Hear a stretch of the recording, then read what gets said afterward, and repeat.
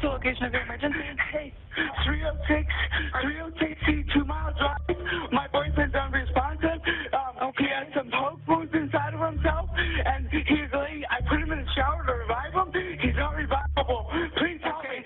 Please. Tell me the address. Tell me the address. What do I do? Help you. No, I need my boyfriend. What happened? Help. I don't know. I came home. There's so much blood. Yes.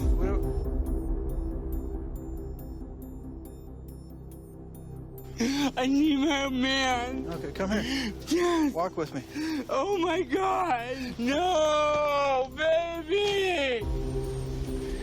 Oh my gosh, please. Ryan Lamb was uncontrollably emotional, screaming, yelling, crying, just wailing. Right.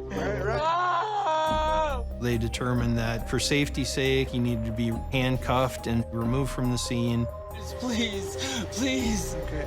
It just came home.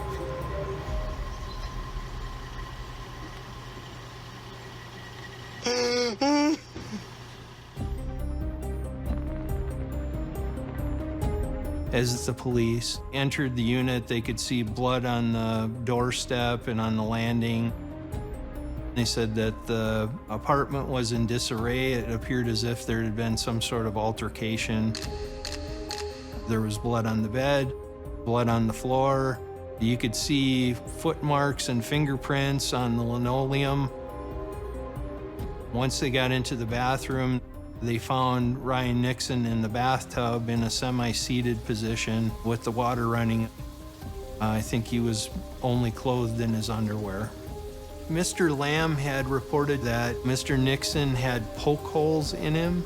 We later learned that those were the result of being stabbed with a pair of scissors that we found in the residence. Ultimately, it was determined that Ryan Nixon was deceased.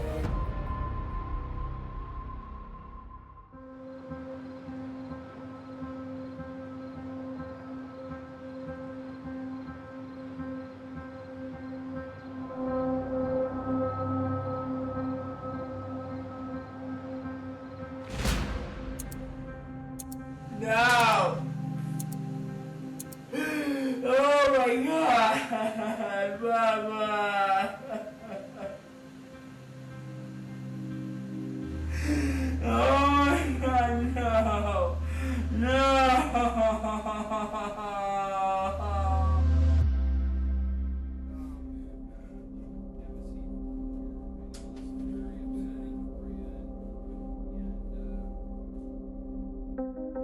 I approached it from an informational standpoint and asked him, what can you tell us about this situation?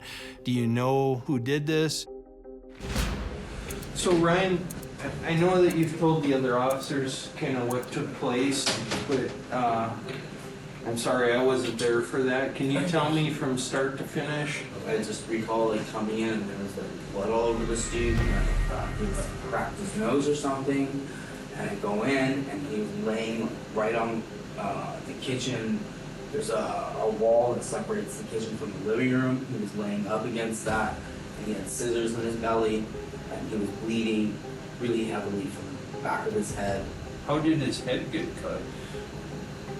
I don't know, there was blood on the back of his head when he leaned up from the wall. And then he just called for help. And like, he said it was fine. It was fine. Ryan said it was fine. He said he was totally like conscious and like talking to me and said it was fine. Mr. Lamb said that they didn't have a functioning cell phone, so his first thought was to run to a local gas station, which is quite a distance away, probably half a mile or 3/4 of a mile from where the apartment was, to utilize the phone.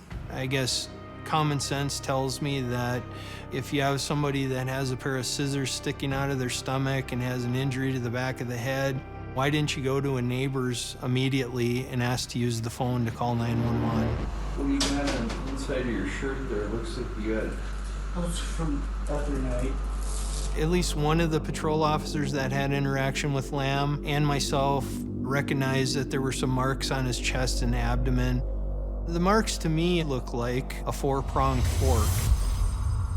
I believe one of the patrol officers asked him about that, and initially he said it's not relevant. He said it's a rash. Can you unbutton your shirt so I can see that?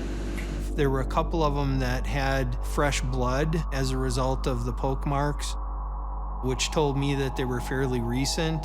So it was not normal, in my opinion, and I wanted to know why. What's that from? It looks like a fork. Yeah. What's it from? Well, this really sex. Sex. Okay. So we like to put belts around each other's necks. Sometimes we would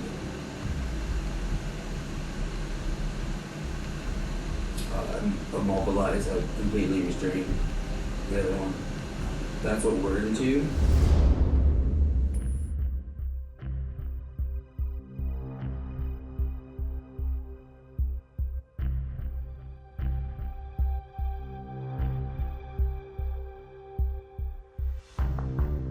One of the neighbors upstairs to Nixon's apartment told me that she heard two people arguing. One of the voices said, "You stabbed me in the chest." The other voice said, "Well, you stabbed me with a fork." Obviously, that was significant to me because Lamb had fork marks on his chest and abdomen, and Nixon had been stabbed in the chest with a pair of scissors. Learning that information, as well as other things that I had gleaned from the interview, I was fairly confident that Lamb had played a role in Mr. Nixon's death.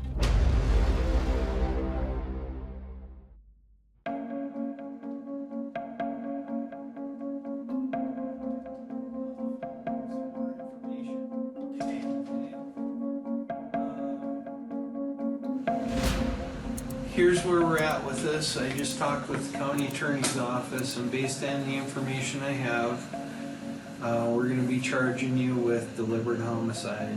Oh my God, are you serious? Yeah. Yeah. Whoa. Whoa. Whoa. No way. Yeah. Oh my gosh. I think that Mr. Lamb's reaction, he was legitimately shocked. I think that he thought he could throw up some smoke and mirrors and he'd be walking out of the back door of the police department that day, and that didn't happen. So I'm asking you, I'm begging you here, please explain to me what happened so I have a clear picture, you know, of what took place, you know? I mean, otherwise I gotta go based on the facts that I have. Understood. I poked him too hard and he hit his head, or if I poked him in the back of the head, I'm not sure. So how did the blood get out by the front door? How did that happen? Maybe he got up and was like looking for me. Okay. I didn't leave him. I didn't leave him in the shower. I didn't leave him anywhere near the bathroom. Like, Okay. It was right there by the clothes, and it was just like so much blood. And then he started like getting really like just on the back of his head right there. And I thought he had like banged his head, or maybe I poked him in the neck or something. When he confessed to killing Mr. Nixon, it was somewhat of a relief for him. It probably not like triggering me to get some information. Like, this is such like an accident. It's gone like so bad. Okay. Oh my God. My mama. Mr. Lamb used the scissors on Nixon, and he said he didn't intend to harm him as bad as he did, or certainly not kill him. Based on the information I had learned through the investigation, had Ryan Lamb called for help sooner, there was a possibility that Ryan Nixon could have been saved.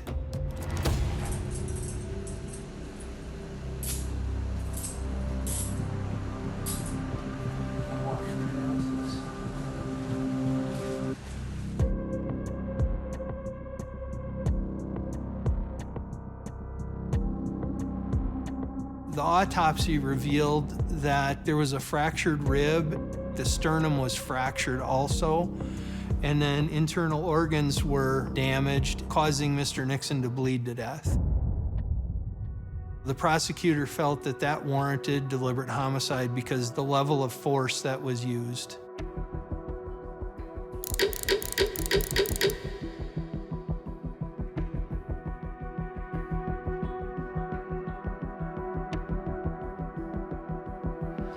Lamb and his defense attorneys claimed at trial is that it was a domestic violence situation where Nixon attacked Lamb with the fork and Lamb was defending himself with the pair of scissors.